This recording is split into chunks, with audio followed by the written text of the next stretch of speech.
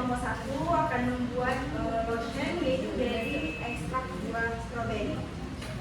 Adapun bahan yang kami gunakan, yang pertama itu ada Aquades dengan konsentrasi 73,3% dengan penimbangan bahan per 100 ml yaitu 73,3 ml. Yang kedua ada gliserin yaitu 5% dengan penimbangan bahan 5,0 ml. Setelah itu ada asam stearat dengan konsentrasi 6% dengan penimbangan 6 gram. Setelah itu ada tritadolamin atau TEA 1,5% dengan penimbangan bahan 1,5 ml. Setelah itu ada metilparaben 0,2% dengan penimbangan 0,2 gram. Setelah itu ekstrak buah stroberi yang kami gunakan yaitu 14% dengan penimbangan 14,0 mg. Total bobot persediaan lotion yaitu 100% dengan penimbangan bahan 100 ml. Penjelasan kegunaan bahan dan alasan konsentrasi yang kami gunakan. Yang pertama itu zat aktif yang kami gunakan yaitu ekstrak buah stroberi. Nah, ekstrak buah stroberi ini kami pilih sebagai bahan aktif utama karena memiliki kandungan senyawa bioaktif yang mendukung fungsi sekian topikal.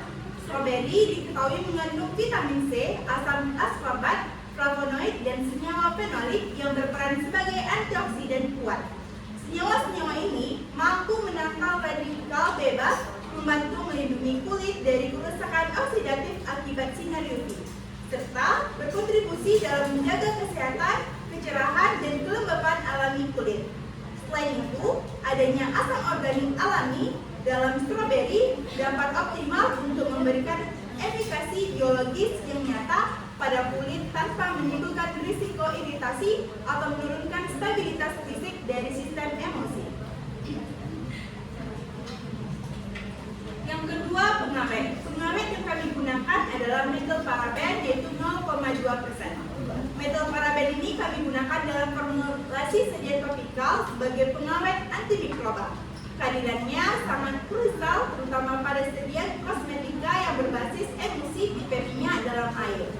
Karena sediaan ini mengandung fase air Aquades dalam jumlah yang dominan yaitu 73,3%. Maka medium tersebut menjadi sangat rentan terhadap kontaminasi dan pertumbuhan mikroorganisme seperti bakteri, kapak, dan jamur. Selama masa penyimpanan dan penggunaannya, konsentrasi 0,2% merupakan batas aman yang efektif berdasarkan standar farmakope dan regulasi kosmetika untuk menjamin sterilisasi serta memperpanjang masa simpan produk tanpa memicu reaksi alergi kulit. Yang ketiga, basis emulgator. Basis emulgator yang kami gunakan yaitu asam stearat yaitu 6% dan tritodolamin atau TEA 1,5%. Asam stearat berperan sebagai fase minyak sekaligus zat pengental yang memberikan struktur dan konsistensi lembut pada lotion. Ketiga, menjelaskan analisis pasar dan strategi pemasaran. Yang pertama, segmentasi pasar. Segmentasi pasar dilakukan untuk memetakan kelompok konsumen potensial secara spesifik sehingga penetrasi produk dapat berjalan lebih efisien dan terstruktur. Segmentasi dibagi menjadi 3 dimensi utama. Yang pertama ada segmentasi geografis, yang kedua segmentasi demografis, dan segmentasi fisiografis. Kemudian target pasar atau targeting. Target pasar utamanya yaitu primary target dari produk dari Glow Natural Skin Lotion kami ini adalah mahasiswi dan wanita muda produktif di Kota Medan yang sering beraktivitas di luar ruangan dan terpapar populasi atau radiasi matahari. Kelompok target ini dipilih karena mereka memiliki kecenderungan konsumsi kosmetik yang tinggi, aktif mencari referensi produk perawatan kulit di media sosial, serta sangat tertarik pada produk kosmetik lokal alami yang unik, berdesain estetis, namun ditawarkan dengan harga yang ramah di kantong mahasiswa. Kemudian analisis SWOT bisnis yang kami lakukan adalah analisis harus digunakan untuk memetakan dinamika internal dan eksternal organisasi dalam rangka merumuskan strategi bisnis jangka panjang dan kompetitif. Yang pertama itu ada kekuatan. Formulasi ilmiah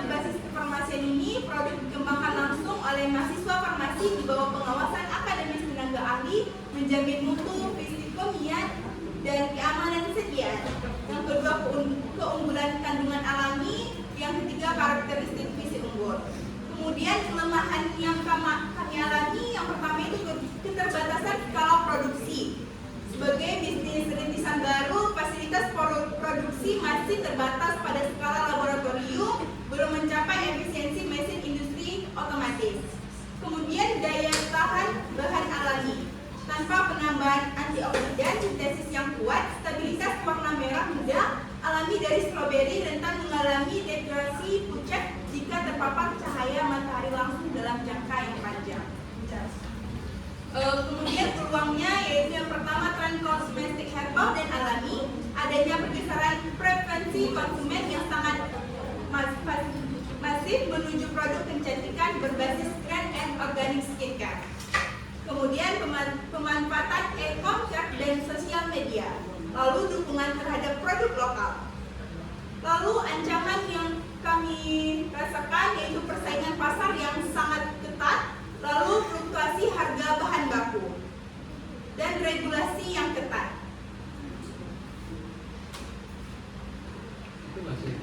Baik, sebagai kesimpulan dari proyek yang kami buat ini, berdasarkan seluruh rangkaian penyusun dan pembahasan rancangan bisnis ini, dapat kami tarik beberapa kesimpulan utama, yaitu setiap komponen ekspien dalam formula ini memiliki fungsi spesifik, yaitu aseterat dan TEA sebagai emulgator, gliserin sebagai pemektan, metil paraben sebagai pengawet yang saling mendukung untuk menjamin stabilitas fisik, keamanan, dan efikasi topikal sediaan pada kulit dalam rentang pH yang ideal, yaitu 5-6,5. Lalu rancangan bisnis ini memiliki potensi penetrasi pasar yang kuat dengan membidik segmentasi mahasiswi dan wanita aktif di wilayah urban melalui strategi harga penetrasi yang sangat terjangkau, yaitu 20.000 per botol, serta optimalisasi platform pemasaran digital terintegrasi.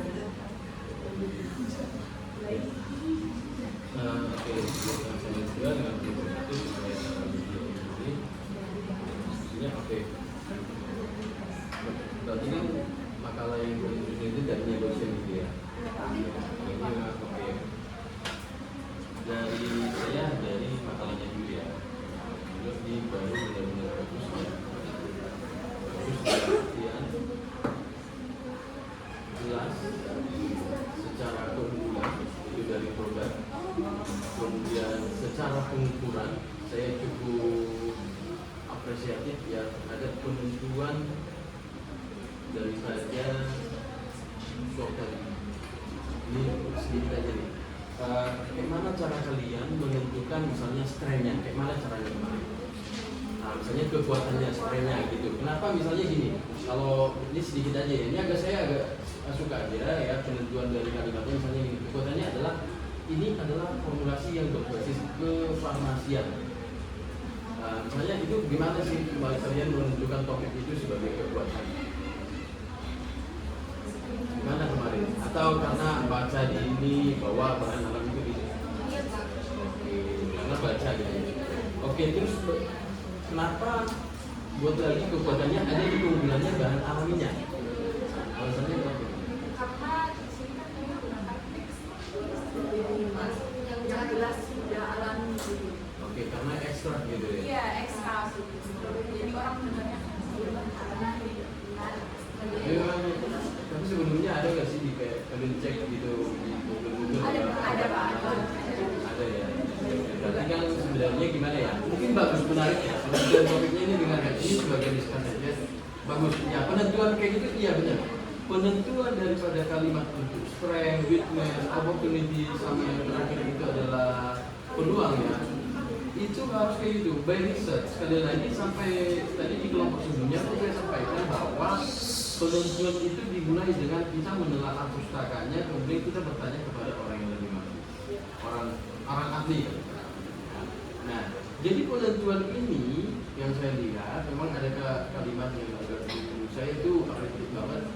Keunggulannya adalah kandungan alaminya. Kandungannya adalah di bahan alaminya. Namun ini harus dibuktikan secara kuat, secara literatur. Itu sih, ya. Jadi secara kalimat itu betul, tapi harus perlu dibuktikan secara literatur kembali. Apakah betul bahan alam itu menjadi keunggulan untuk bahan alami itu keunggulan itu sebagai kosmetik berjurus untuk sediaan ini. Kedua gini, kemudian di kelemahan ini kurang cocok ya, dari keterbatasan skala produksi nggak perlu, itu nggak perlu masuk, karena kan itu nggak kelemahan. Kenapa itu nggak masuk kelemahan? Karena besok-besok kalian punya duit lah, contoh ya, duit punya ini investasi, ya misalnya kita buat perusahaan, kan skala besar, jadi itu bukan menjadi kelemahan. Kemudian, nah ini yang sangat saya menarik banget, daya tahan bahan alami. Nah, ini dia. Betul banget, lagi-lagi di bahan alami ini yang menjadi persoalan. Bagaimana mempertahankan ini bisa menjadi untuk jangka panjang, gitu dia. Apalagi kan pemakaian kosmetik itu kalau bisa kan jangka panjang. Kita kan bukan pakai untuk 1-2 hari. Nah ini bagus banget sebagai kelemahan. Dan tapi kalau untuk brand awareness baru itu, menurut saya itu nggak termasuk di kelemahan ya. Itu nggak termasuk. Bahkan itu harusnya masuk di peluang. Itu di peluang, ya. Itu masuknya di peluang. Kemudian ya lagi-lagi bagus untuk penentuan yang dukungan terhadap produk lokal. Nah, ada beberapa kalimat kalian itu memang menurut saya ini bagus nih penentuan kalimatnya, tapi nggak semua. Jadi itu yang perlu saya sampaikan. Ukurlah itu dengan beberapa indikator daripada strength, weakness, opportunity, sehingga kalian tahu nih titik daripada usaha kalian itu di mana. Itu harus diukur. Sekali lagi nggak boleh hanya kita meletakkan doang. Jadi harus ukur, tinggal masukkan sesuai yang paling kita jari. Oh ini